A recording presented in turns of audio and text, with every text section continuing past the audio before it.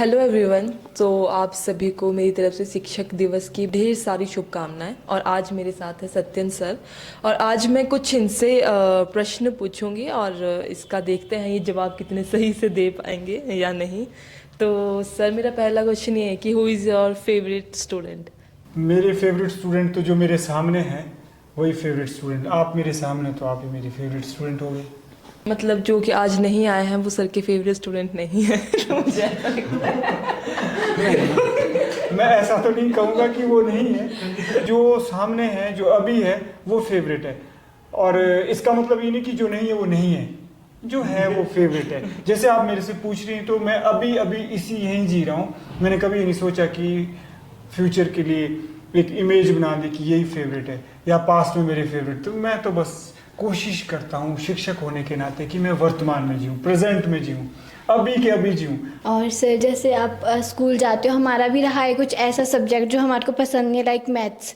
तो हम सोचते थे कि मैथ टीचर नहीं आना चाहिए आज। तो आपका कुछ ऐसा रहा है सब्जेक्ट कि आप सोचो कि आज ये टीचर नहीं आना चाहिए हमें पढ़ाने के लिए, नहीं पढ़ना है आज ये सब्जेक्ट? तो जब आपको होमवर्क मिलता था, जैसे कि आप हमें देते हो, तो आपको कैसा लगता था उस टाइम? होमवर्क करना, घर जाओ रेस्ट करो या होमवर्क करो? सच में कहूँ तो होमवर्क करना मुझे ज़्यादा अच्छा नहीं लगता था। तो सर, आप हमें क्यों देते हैं होमवर्क? सर, आपकी सबसे ज़्यादा जो वर्सेस टीचर जो आपको ऐसा लगता था कि नहीं ये तो ना। सर, जनता आपसे सर गाना सुनना चाहती है। ठीक है जी, बहुत बढ़िया। तुम हो खिलता महका सा कमल, हम जो गाए तुम हो वो गजल, कम सुन भोला सा मुखड़ा, लगती हो चांद का एक टुकड़ा, हम कितनी तारीफ करें देख के तुमको आए भरे, तुम सा नहीं है कोई प्यारा सनम, प्यारा सनम, सोचेंगे तुम्हें प्यार करके नहीं। हे हे हे हे ला ला ला ला ला ला ला ला ला हे हे हे। चलिए, जैसा आपने प्रश्न किया है कि मैं श्री कृष्ण पर कुछ कहूँ। आज शिक्षक दिवस के शुभ अवसर पर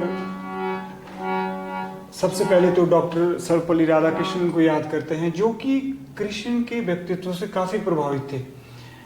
अगर ऐसा नहीं होता तो बहुत जगह उन्होंने कहा कि एक शिक्षक कृष्ण के जैसा होना चाहिए जो अर्जुन को फ्री थिंकर बनाए, अर्थात अर्जुन के ऊपर चीज़ों को इम्पोज ना करें। एक चीज़। दूसरी चीज़ जो डॉक्टर सर्वपल्ली राधाकृष्णन कहते हैं, वो कहते हैं कि जो गीता है वह एक शस्त्रागार के जैसा है, यानी आर्सेनल, आर्मरी होती है ना, जहाँ पे शस्त्र होते हैं। यानी जो गीता है, भगवत गीता है, वो भारतीय संस्कृति में शस्त्रागार के जैसा है। जब संस्कृति में पतन आ जाए या संस्कृति पर आघात हो तो आप उस भगवत गीता से, उस शस्त्रागार से अस्त्र शस्त्र ले सकते और संस्कृति की रक्षा कर सकते। तो सोचो आप कि वो कितने इम्प्रेस थे। समय की आज मांग है कि हम अपनी शिक्षा को आध्यात्मिक बनाएं। आध्यात्मिक होने का मतलब है, जैसा मैं थोड़ी देर पहले कह रहा था, कि डॉक्टर सर्वपल्ली राधाकृष्णन कहते हैं कि गुरु वह है जिसकी आत्मा से शक्ति का संचार होता है, और शिष्य वह है जिसकी आत्मा में वह शक्ति संचारित होती है। अर्थात गुरु वह है जिसके दिल से, दिमाग से, आत्मा से इंस्पिरेशन निकलती है, और शिष्य वह है जिसके दिल दिमाग में इंस्पिरेशन जाती है। थैंक यू सर, आपने बहुत अच्छे से हमारे प्रश्नों के जवाब दिए और हमें भी बहुत अच्छा लगा। आज आपके साथ थोड़ी हंसी मजाक भी हुआ, तो thank you so much sir. And फिर से आपको हैप्पी टीचर्स डे, शिक्षक दिवस की आपको बहुत सारी शुभकामनाएं। Sir, I would like to ask that what inspired you to become a teacher? When I was in 7th or 8th standard, I was beaten by my teacher for no fault of my own. So I thought it's very bad. And second time, third time, many a time it happened with me that I suffered, I was beaten for no fault of my own. Those were the situations when I felt that I should become teacher and do something which my teacher did not give. What inspired me to be a teacher was both positive and negative.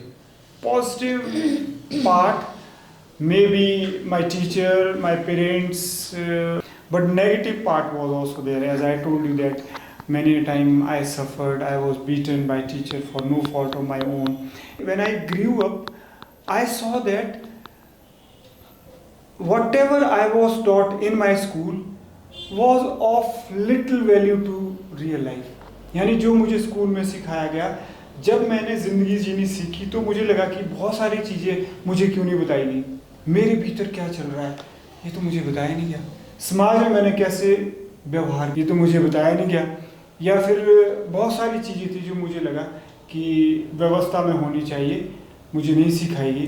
तो बस मैंने ये सोचा कि what ever I was not taught I should teach my students, this is it. जो मैं नहीं सीख सका बचपन में विद्यार्थी होने के नाते, जब मैं बड़ा बनूँ, मैं टीचर बनूँ, वो मैं ज़रूर सिखाऊँ। Thank you sir.